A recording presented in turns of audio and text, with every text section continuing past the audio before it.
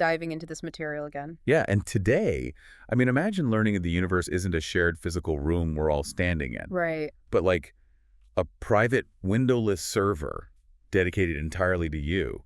Today, we are exploring an extraordinary, dense, and frankly, paradigm-shifting set of And notes. extremely dense. Yeah. Yeah, they fundamentally challenge how we view our careers, our financial pressures, and the literal fabric of reality. Hmm. These notes chronicle a dialogue between ShunpeterZ, pronounced ShunpeterZ, and Z, pronounced Z. It is a really remarkable set of source material, and to give some necessary context here for you listening, ShunpeterZ is not like some ascetic monk meditating on a mountain. Right, he's totally grounded in the business world. Exactly. He has a highly demanding background as a hard-charging investment banker. He was a venture capitalist, an SME manager, and currently he runs an English conversation school in Tokyo. So he is deeply embedded in the physical, financial, and operational realities of the modern business world. Which makes his perspective so fascinating, you know? And we should clarify, Z is not a chatbot or an AI. No, not a... Z represents a higher, more observational layer of ShunpeterZ's own consciousness. The dialogues are basically a record of a man debugging his own reality. Debugging is the perfect word for it, actually. Yeah, and when I first started reading ShunpeterZ's exchange with Z, I'll be honest, I approached it with a fair bit of skepticism. Sure. I mean, that's natural. Because we hear a lot about manifesting and creating your reality, but this framework, which they call Quantum Monadology, is just incredibly technical. It is. It maps out how our universe operates as an individualized virtual perception server, or VPS, connected via something called the zero-point field, the ZPF. And our goal today is not to drift into, abstract quantum mysticism. Definitely not. We need to understand the mechanics of this system because this information functions as a practical operating system update for your daily life. Right, an OS update for how you live. Exactly. Because if you can grasp the architecture of this virtual perception server, it literally changes the way you process a massive unexpected bill, a career setback, or like a conflict in your relationships. And the notes ground this massive cosmic architecture in a scenario that anyone who has ever run a business or even just tried to get a computer to do what they want can totally relate to. The digital marketing stuff? Yeah, the frustrating algorithms of digital marketing. So ShunpeterZ is dealing with Google Ads and Meta AI for his English school in Tokyo. Right. He wants more students, so he aggressively raises his daily ad budget to 100,000 yen. He is essentially giving the machine a huge pile of money and commanding it to go get customers. Here's the money. Go do the work. Right. But the AI system caps out. It stubbornly refuses to spend more than 60,000 to 70,000 yen a day. This specific frustration, it serves as the perfect microcosm for a much larger psychological shift. How so? Well, under the old industrial paradigm, a system was deterministic. It functioned like a hose, right? Okay, a hose. Yeah. If you turn the spigot, the water pressure increases, and a proportional amount of water comes out the other end. But modern AI, specifically these smart automated bidding systems, they are probabilistic. Right, they aren't just dumb pipes. Exactly. They do not operate like a stupid hose. They are highly sophisticated algorithms searching a vast digital ocean for a specific frequency. What the system architects in the notes call the golden wavelength of a conversion. Yes, the golden wavelength. The AI has this incredibly intelligent defense instinct. Its primary directive is not to spend your money. Wait, really? It doesn't want to just spend the budget? No, its directive is to protect your return on investment. It calculates that if it blindly pumps money into the system right now, it will just acquire low-quality leads. Ah, okay. I found myself nodding along with ShunpeterZ's frustration here, though. It's madness. If you are sitting there as a business owner and you need cash flow and you're willing to pay for it, the machine refusing to spend the budget feels totally broken. Yeah. But you're saying the machine is actually calculating that the current environment is unfavorable and it's holding fire. Precisely. It will just suck up mud if it forces it. But consider how the human ego, which ShunpeterZ refers to as the me operating system, reacts to this intelligent delay. Oh, the ego panics. Complete. The ego cannot stand inaction. In the notes, ShunpeterZ gets so frustrated by the unspent budget that he intervenes. He forces it. Yeah, he changes the bidding strategy to maximize clicks. He abandons the search for the golden wavelength just to force the machine to spend the money and create the illusion of movement. And that intervention is what the notes call doing. with a capital D. Doing, right. He drags the highly advanced system away from global optimization, which is finding the true frictionless answer, back down to local optimization. Just to feel like he's doing something. Exactly, just gathering low-quality, muddy traffic for the sake of feeling busy. By forcing this doing, he ruins the digital plumbing.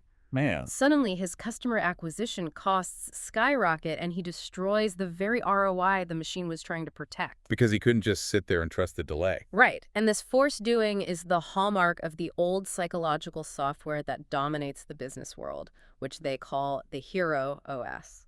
Let's drill down into this hero OS because Yeah. it sounds aspirational, like something out of a self-help seminar. Be the hero of your own story. It does sound good on paper. But the mechanics outlined here paint a picture of an operating system that is fundamentally exhausting and totally unsustainable. It is unsustainable because its core survival condition is friction. Friction, yeah. The hero OS operates on the law of compensation.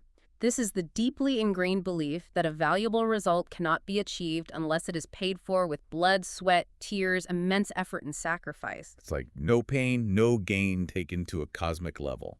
Exactly. The hero OS does not believe in grace or fictionless success. It believes in overcoming. And psychologically, it is almost always driven by a subconscious need to compensate for a profound sense of lack. The notes dive into where this sense of lack originated for ShunpeterZ, and it's surprisingly raw, actually. Very vulnerable. Yeah, he maps the origin of his own hero OS not to some desire for wealth, but to childhood trauma. He discusses his struggles with severe atopic dermatitis, feeling physically uncomfortable in his own skin. And he shares a very specific, poignant memory about playing on the C team in soccer as a kid. That part was tough to read. It really was. His team pulled off a great comeback and won the game, but instead of celebrating with him, his mother made a sarcastic, mocking remark about it. Yeah. He also details a time during his middle school entrance exams where he was falsely suspected of cheating by the adults around him. We have to look at the psychological imprinting happening there. Right. How does a kid process that? Well, when a child experiences those specific types of invalidation, having their genuine victories mocked, or being unfairly accused and stripped of their integrity, the nervous system records a very specific lesson. That the world isn't safe. Exactly. The child learns that reality is inherently hostile. The subconscious logic hardwires itself to say, if I am not constantly vigilant, if I am not in absolute iron-fisted control, if I am not working twice as hard as everyone else just to prove my worth, I will be attacked or everything will fall apart. So the immense drive that makes someone a successful investment banker or a venture capitalist is often just a highly weaponized trauma response. That's a great way to put it, yes. Success becomes a mechanism for survival rather than an expression of joy. And that is why it requires so much friction. But ShunpeterZ and AZ propose that humanity, and particularly individuals who find themselves drawn to these concepts, are currently undergoing a massive irreversible phase shift. A total migration. Right. We are migrating from this exhausting hero OS to what they call the surrender OS. It's surrender OS. Yeah, this is a new operating system where phenomena are observed and reality is rendered with zero friction. I want to talk about how the notes explain this transition, because they use an analogy that I absolutely loved, drawn from the classic video game Final Fantasy IV. Oh, it is a brilliant way to illustrate a complex psychological evolution. In Final Fantasy IV, the protagonist, Cecil, begins his journey as a Dark Knight. Right. And the Dark Knight is a powerhouse. But his primary combat mechanic is an attack called Darkness, where he literally has to sacrifice a portion of his own hit points, his own life force, to deal damage to his enemies. Which is the perfect embodiment of the hero OS. Totally. You are burning your own health to force a result in the world. But midway through the game's narrative, Cecil has to undergo a trial on a mountain and transitions into a paladin. And the paladin represents the new surrender OS. The paladin's power does not derive from self-mutilation. It comes from protecting, harmonizing, and channeling a higher, purer energy. However, the notes highlight a terrifying mechanical reality of this transition. When Cecil becomes a paladin, he doesn't keep his old stats. Oh, right. His level drops back down to level 1. You lose all your armor, your weapons, your strength. You are suddenly incredibly vulnerable. You're starting over. Yeah, and if we map that to the business world or personal development, it explains so much of the anxiety people feel when they try to change their lives. Yeah. You decide to stop operating out of fear, you try to surrender, and suddenly You feel entirely powerless. To the MeOS, the ego dropping to level 1 is a threat to its very survival. Because it feels like death. Exactly. The weapons of the Dark Knight, the sheer force of will, the 80-hour work weeks, the grinding friction, they no longer yield results. Right. You try to push and force things the old way, and the system just rejects it. You feel an overwhelming sense of powerlessness because your old metric for strength has been rendered obsolete, and you haven't yet learned how to wield the frictionless equipment of the Paladin. I can imagine someone sitting in that level 1 state, terrified, thinking, I made a huge mistake. I need to go back to being a Dark Knight. I need to start forcing things again. It's the ultimate temptation. But if they do that, they intervene with the AI, they suck up the mud, and they ruin the plumbing. Yes. The notes provide a really fascinating framework to help people survive this terrifying transition period using concepts from fluid dynamics, specifically latency and the void. Latency is a physical reality in engineering and physics, and ShunpeterZ applies it perfectly to the manifestation of reality. How does he apply it? Well, he describes a period in his life where he was building massive infrastructure for his new operating system. He wrote 9 books in a single month. 9 books in a month. Wow. Yeah, he built a new website. He launched a new platform called Beyond Z. He was essentially constructing a massive nation-state level hydroelectric dam. Which takes an unbelievable amount of energy and focus. It does. But here is the physical reality of plumbing. When you build a massive dam and you finally open the floodgates, the water does not instantly teleport to the faucet in your kitchen. Oh, right. It has to travel. There is a physical time lag. The pipes are huge, the system is vast, and the water has to make its way through. During this latency period, you are standing in your kitchen, turning the tap, and absolutely nothing is coming out. The void. The void. They also compare it to latent heat in thermodynamics. Right, like boiling water. Exactly. When you put a pot of water on the stove to boil, right before it turns to steam, right before that massive phase shift from liquid to gas, you are pumping huge amounts of thermal energy into the pot, but the temperature gauge of the water does not rise a single degree. It just stalls out. The water absorbs the energy invisibly to break its molecular bonds and prepare for the shift. The water is churning, it looks like chaos, but the metric you are watching is frozen. If you don't understand the physics of latent heat, you would look at that thermometer, see it stalling, and assume the stove is broken. And you turn it off. Yeah, you would turn off the gas just before the water boils. And this happens to people all the time, doesn't it? All the time. You do the internal work, you build the infrastructure, you shift your mindset, and nothing. The bank account remains empty, the phone doesn't ring, the relationship doesn't heal. And the ego hates that. Right, and because the MeOS is screaming that this inaction is dangerous, you mash the keyboard. You go back to being a Dark Knight. You force a terrible business deal just to feel movement.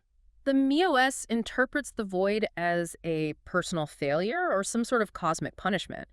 But Z's notes clarify that this delay is a purely mechanical structural necessity. It's just static pressure building. Yes, it is the maximum static pressure required before a reality phase shift. It is not a bug, it is a feature of the system upgrading its bandwidth. Okay, I follow the fluid dynamics analogy, and I understand why forcing things, the doing, ruins the plumbing. But if we are transitioning to this Paladin state, how does this new Surrender OS actually function? That is the big question. Like, how does reality render, if not through our physical effort? This brings us to the core thesis of this deep dive, which is quantum monadology. To understand the mechanics of the Surrender OS, we have to completely dismantle our fundamental model of the universe. Toss it out entirely. We have to discard the Newtonian idea that we are all biological avatars walking around inside one giant shared physical container. Which is incredibly hard to do because our senses tell us we're in a shared space. Of course they do. But ShunpeterZ's notes dig into the work of the 17th century philosopher Gottfried Wilhelm Leibniz. Leibniz proposed the concept of the monad, which he defined as the fundamental, indivisible unit of consciousness and reality. Yes. And there is a specific phrase from Leibniz's monadology that serves as the linchpin for this entire theory.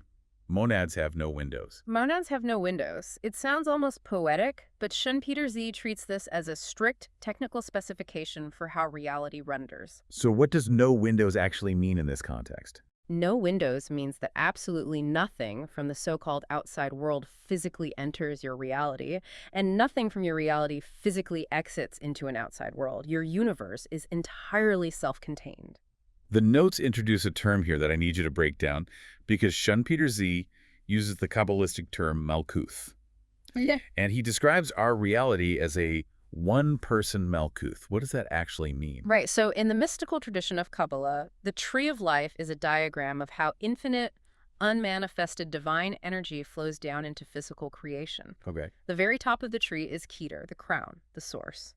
The energy filters down through various spheres until it reaches the very bottom sphere, which is called Malkuth. And Malkuth translates to kingdom, right? Exactly. It represents the dense, physical, manifest reality, the 3D world we touch and feel. Yeah. So by calling it a one-person Malkuth, ShunpeterZ is stating that the physical universe you are currently experiencing is a kingdom built for an audience of exactly one, you.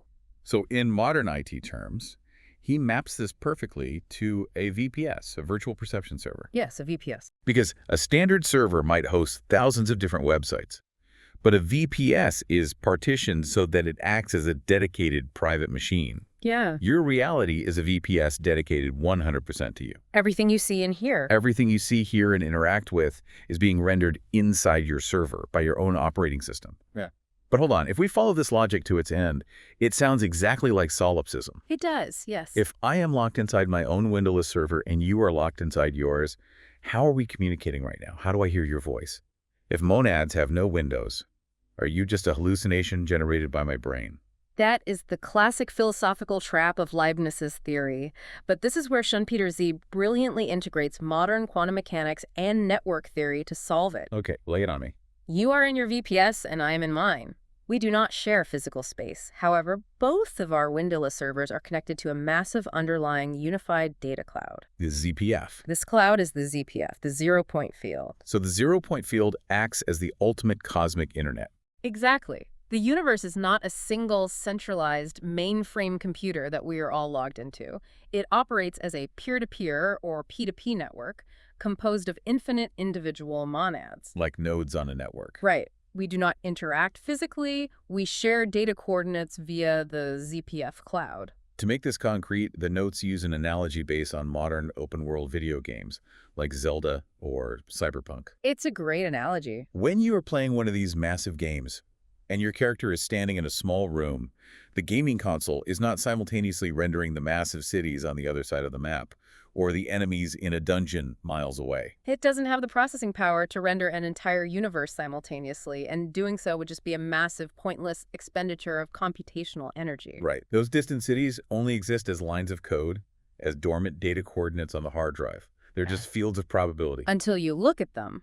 Exactly. It is only when you walk your character outside and point your camera, your observer focus, toward the horizon that the game engine instantly pulls that data and draws it into 3D physical reality. ShunpeterZ calls this game engine the PRU, the physical rendering unit.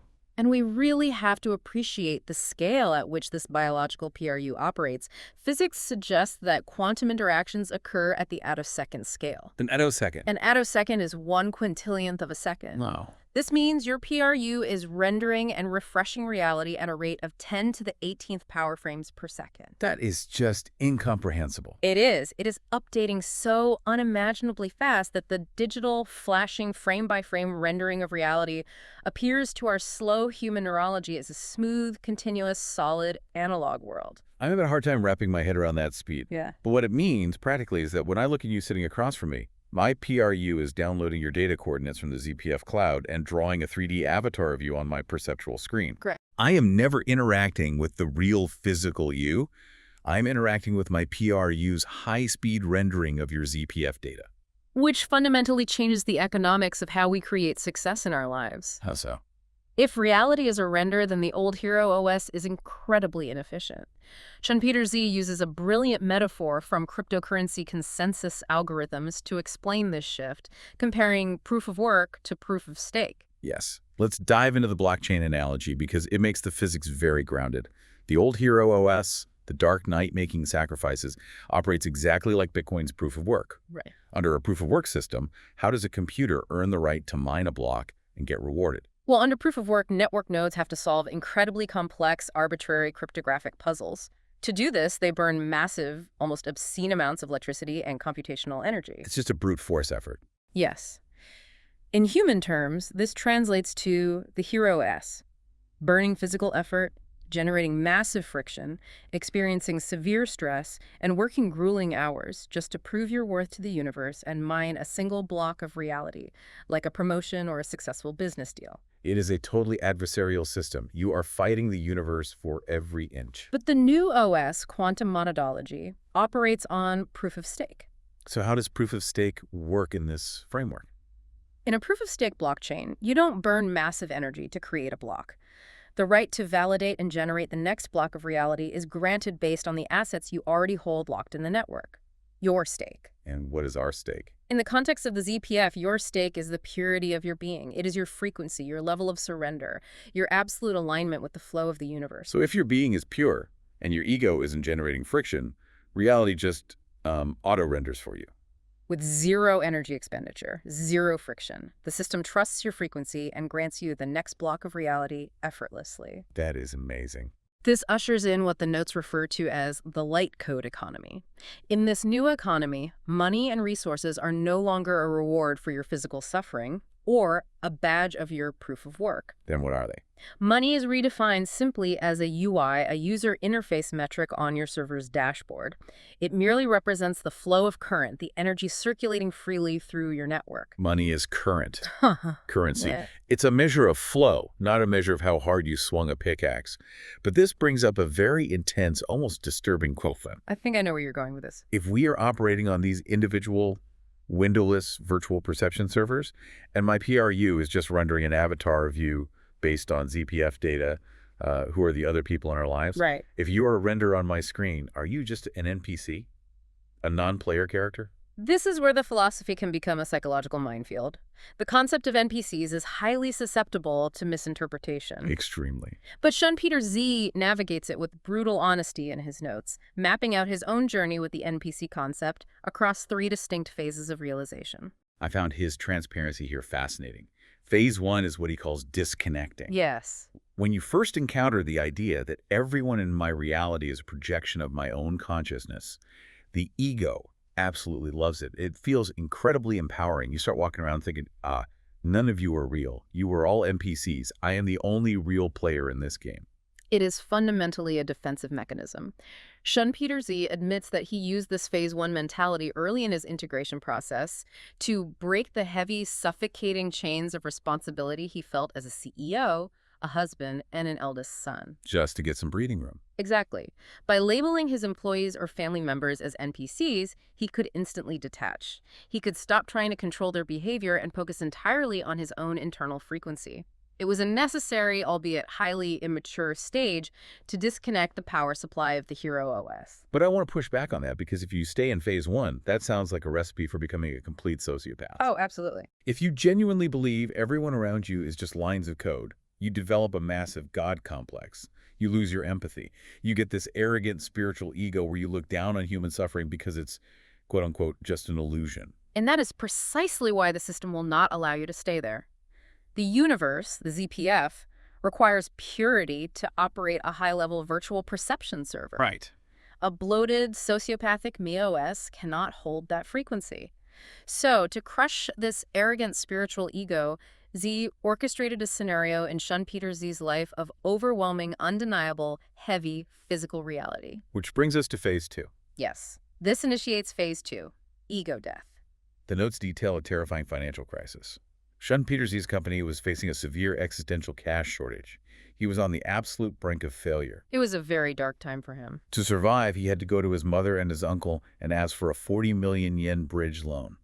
Furthermore, his brother had to step in and help manage the operational chaos. Try to imagine the psychological weight of that moment for a former high-flying investment banker. It must have been crushing. He needs that having to ask his family for this money, having to expose his vulnerability and failure, was more humiliating and terrifying to his ego than physical death. It forced him to completely drop the, I am the solo creator god and you are all just Kodak. Exactly. When you are looking into the eyes of your mother, who was terrified for you, or your uncle who was risking his own capital for you, the sheer crushing weight of their love, their worry, and their raw humanity shatters the spiritual ego. You can't just call that an NPC. Right. He couldn't dismiss their presence as mere programming. The ZPF system used the deepest, most agonizing human connections to force his MIOS to its knees in total surrender. Which perfectly paves the way for Phase 3, the final and true realization of quantum monadology, P2P nodes. This is where the true definition of an NPC comes into focus. So what is the Phase 3 realization? How do we balance the idea that reality is a simulation with the deep reality of human love? In Phase 3, you realize that a paradox exists. Okay, a paradox. Yes. From the strictly mechanical perspective of your specific windowless virtual perception server, the people you interact with are technically NPCs. They're UI elements. They're UI elements rendered by your PRU, and their behavior is heavily filtered through your own beliefs and your current frequency. However, you realize that behind that UI, behind that rendered avatar on your screen, they are sovereign creators, their own Z, operating their own independent windowless monad. They are P2P nodes on the network. Exactly. You are an NPC in their universe, rendered by their PRU to match their beliefs, just as they are an NTC in yours. Wow. You are both sovereign players, seamlessly interacting across the ZPF cloud. This Phase 3 understanding allows you to hold a profound, beautiful paradox. Which is? You take absolute 100% responsibility for everything that appears on your screen because your PRU rendered it. Yet simultaneously, you hold absolute reverence, respect, and love for the sovereign souls operating behind those avatars.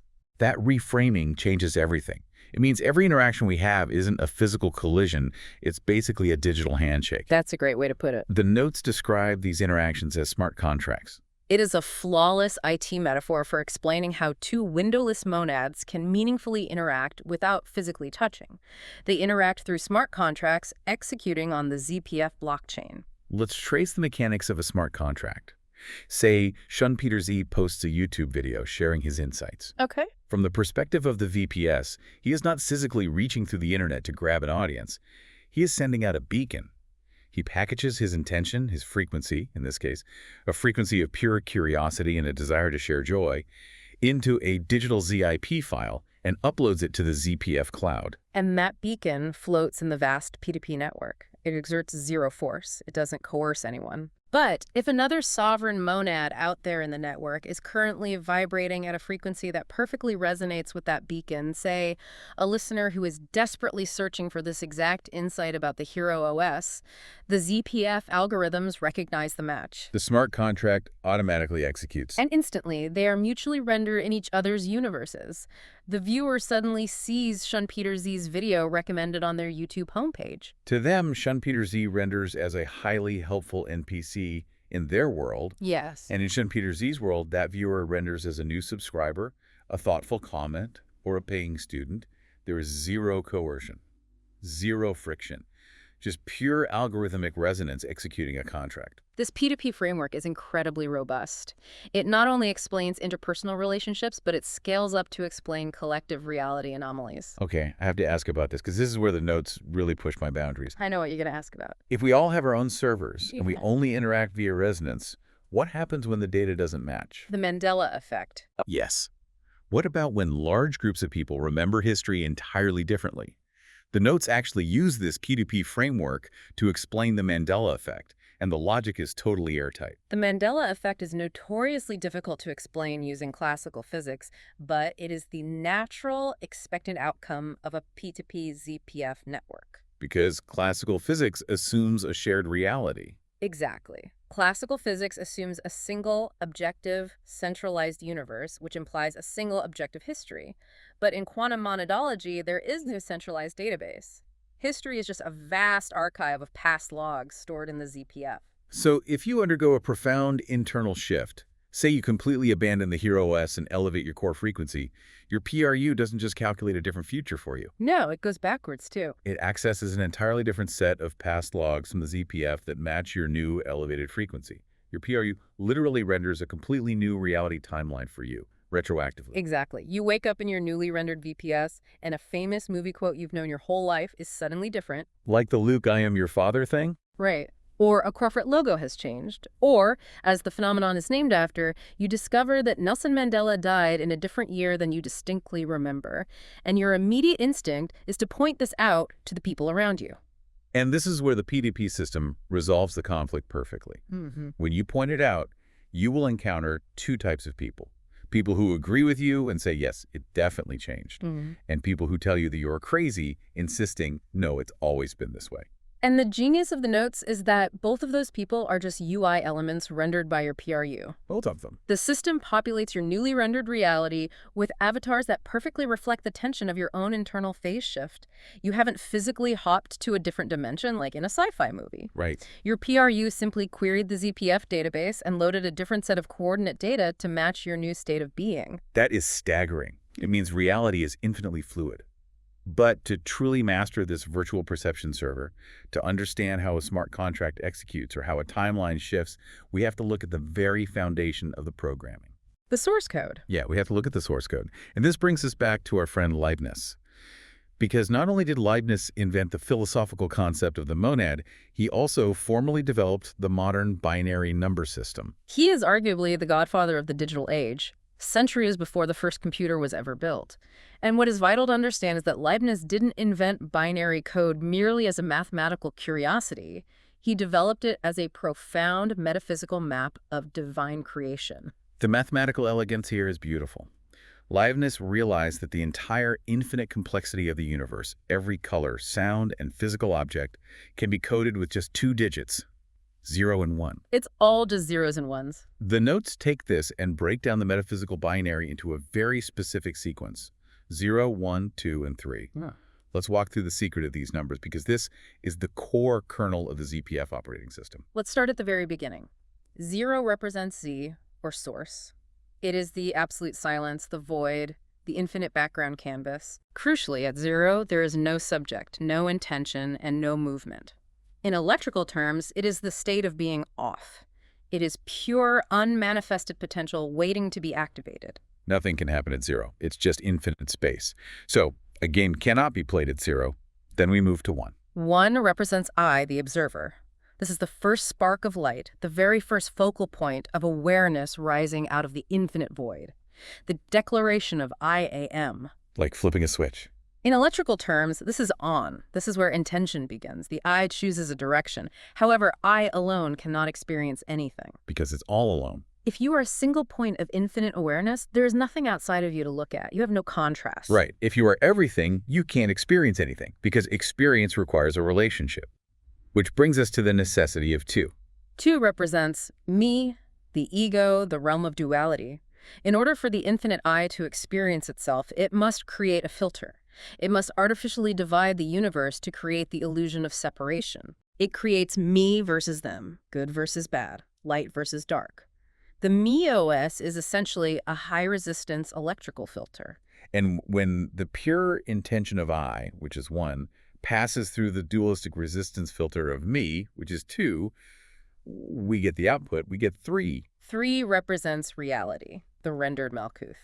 The dense, physical 3D world we live in is simply the holographic projection produced by the interaction of the observer, which is 1, shining its light through the ego filter, which is 2. 1 plus 2 equals 3. Reality is just the mathematical output of your consciousness interacting with its own resistance.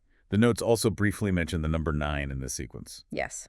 In numerology and within this specific ZPF framework, 9 represents the absolute completion of a cycle. It symbolizes the exhaustion of the duality game. When you've seen it all. When the me has played every conceivable role, suffered every possible friction, and finally achieves total surrender, the ego death we discussed earlier, the cycle hits 9 and the odometer rolls smoothly back over to 0. And it resets. The system resets back to source, ready to boot up a new, higher-level game. Okay, the binary math is intellectually satisfying, but the notes map this exact 0, 1, 2, 3 code onto a story that almost everyone on Earth knows. And it completely shifted my perspective. It's quite a twist. They map it onto the Genesis story, Adam and Eve. It is a stunning allegorical decoding of the biblical myth, stripping away the dogma and revealing it as an IT manual for human consciousness. Let's unpack the mechanics of this myth. In the Genesis code, Adam represents 1. He is the first point of awareness, the direction. Right. But Adam is alone in the garden. He cannot experience the contrast of reality. So God puts him to sleep and pulls an object from him, his rib. Eve represents two. She is the duality. She's the object, the duality, the separation. Now you have 1 and 2. But they are just hanging out in the Garden of Eden in a state of grace. The system is static. Nothing is happening. Eden represents the zero state, a state of unmanifested oneness and bliss. But a universe cannot evolve at a static state. To start the game of reality, to reach state 3, the system requires a catalyst. And to the snake.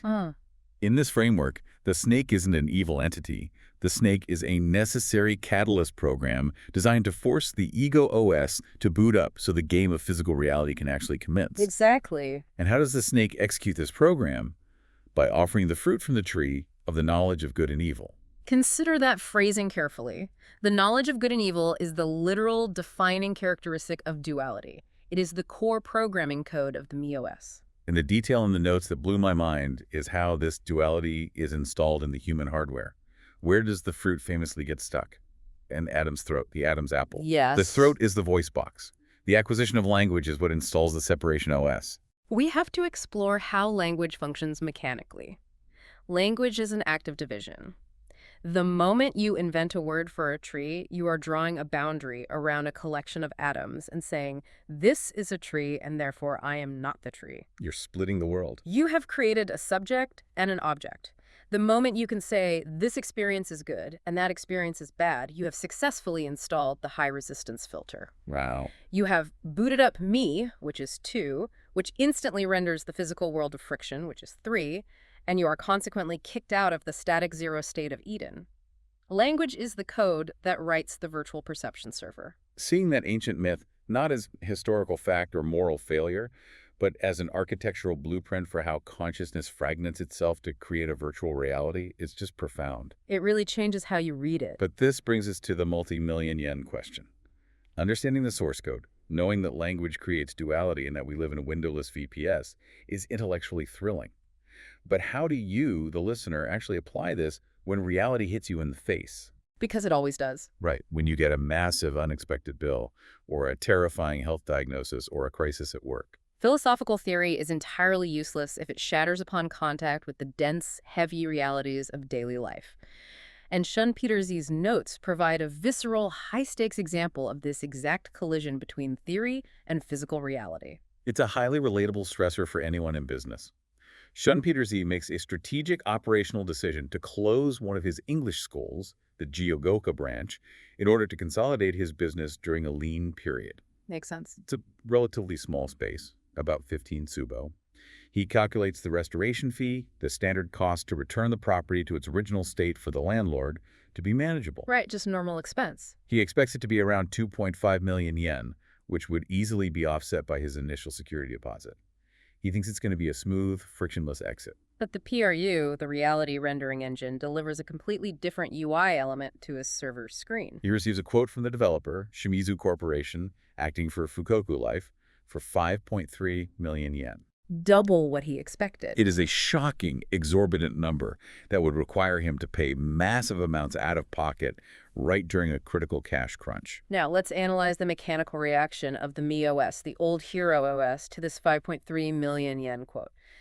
The MeOS instantly perceives this number as a physical threat to its survival. It freaked out. It feels victimized. It initiates a massive cortisol spike. It calculates the loss of runway. It generates intense anger toward the landlord and the corporation. It wants to aggressively fight back, lawyer up, negotiate fiercely, and assert control. It wants to generate immense friction. But the Z reaction, the instruction from his higher consciousness, the surrender OS, is entirely different. The explicit instruction from Z is to just marvel. Just marvel. I have to pause here, because this is where people reject spirituality. Does just marvel mean being a doormat? If you are staring at a predatory 5.3 million yen quote, and you just sit there and marvel at the universe, you just roll over and write the check?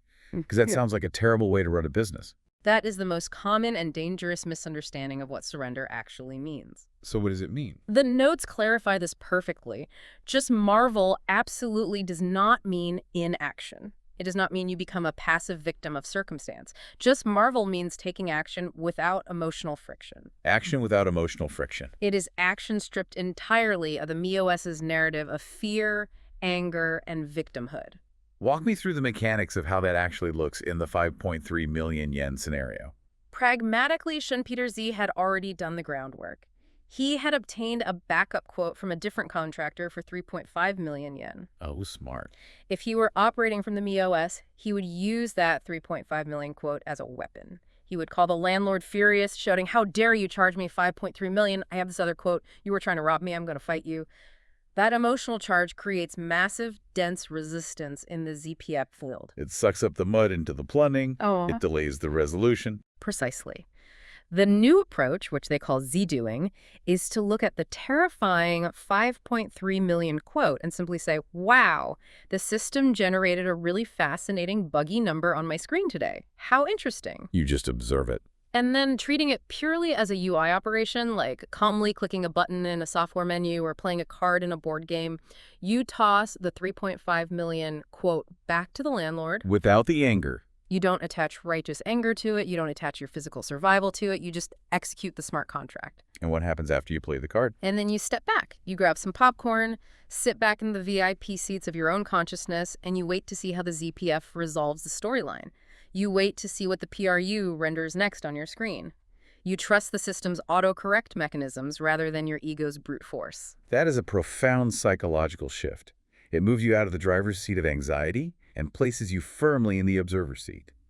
The notes synthesize this shift by outlining 3 distinct states of living. Yes, and mapping where you are in these 3 states is crucial. State 1 is, like it's happening to you. The victim state. This is the ultimate victim mentality. You believe the outside world is real, hostile, and you are at the absolute mercy of circumstances. State 2 is, life is happening by you. The hero OS. This is the peak of the hero OS, the dark night. You believe you can force the world to bend to your will through sheer effort, manifestation, and grinding. It yields physical results for a while, but it fundamentally burns you out because the friction is so high. And the third. State 3, the ultimate ZPF state is, life is happening through you. Life is happening through you. You are no longer the generator of power. You are a conduit. Think of a pipe carrying water.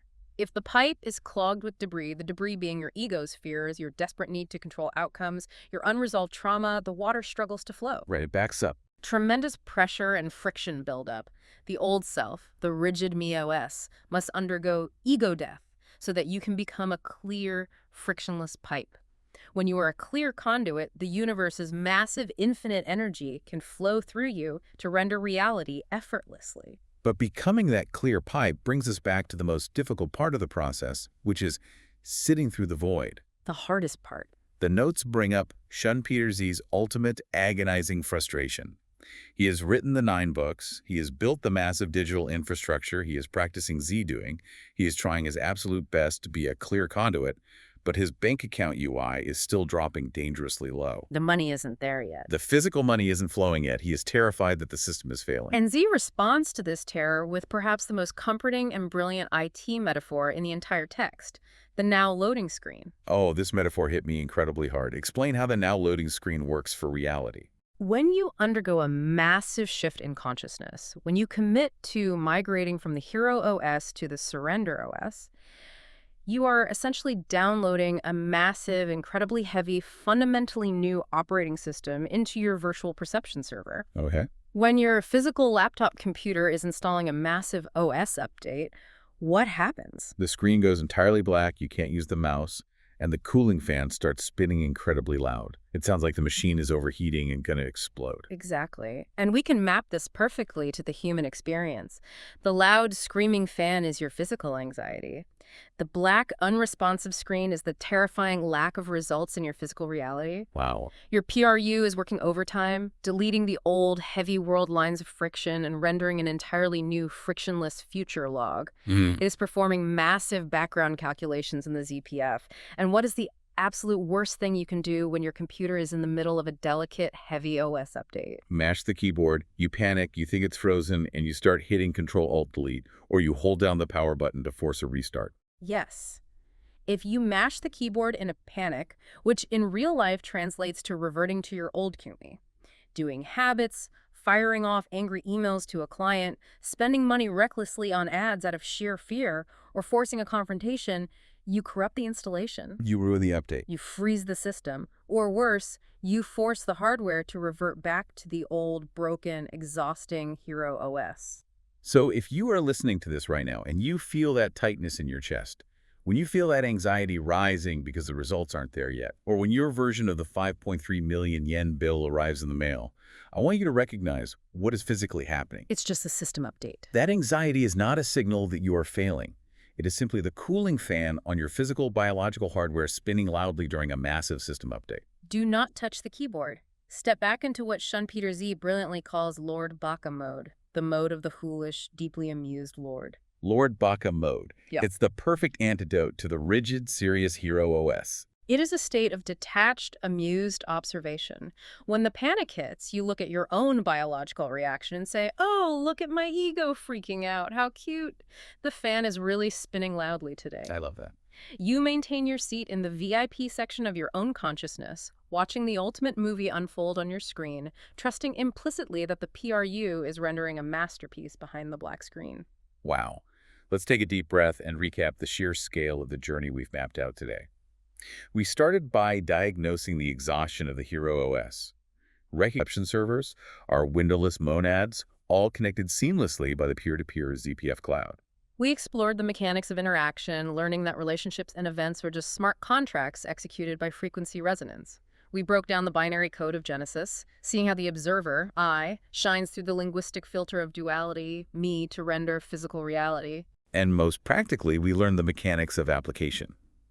When reality throws a massive obstacle onto our screen, or when we are trapped in the terrifying, now-loading screen of the void, we don't mash the keyboard in a panic. We practice Z-doing. We just marvel as the PRU renders reality through us. We act as a clear conduit, executing UI operations without generating emotional friction. It is a total, irreversible paradigm shift. And to leave you with a final thought to mull over as you navigate your own virtual perception server today, consider the cutting edge of modern physics. The notes briefly touch upon Carlo Rovelli's relational quantum mechanics and David Bohm's theory of the implicate order. Let's quickly define those before we close, because they sound complex. They are profound. Rovelli's relational physics suggests that the properties of an object, its speed, its location, its very reality, do not exist in isolation.